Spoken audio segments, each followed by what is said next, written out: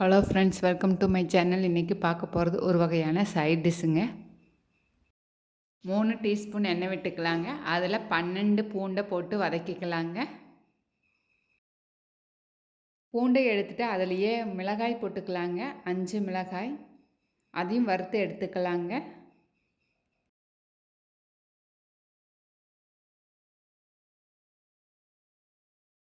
ஒரு தக்காளியை கட் பண்ணி இந்த மாதிரி வதக்கிக்கலாங்க. அதே எண்ணெயில்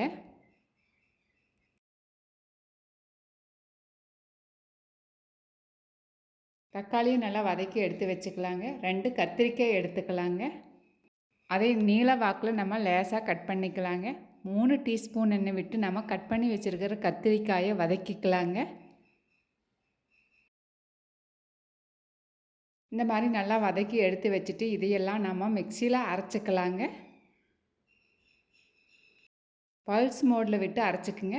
உப்பு தேவையான அளவு சேர்த்திக்கலாங்க. நீங்கள் செஞ்சு பார்த்துட்டு எப்படி இருந்ததுன்னு கமெண்ட் பாக்ஸில் கமெண்ட் பண்ணுங்கள். அனைவருக்கும் ஷேர் பண்ணுங்கள், சப்ஸ்கிரைப் பண்ணுங்கள். பார்த்த அனைவருக்கும் நன்றி.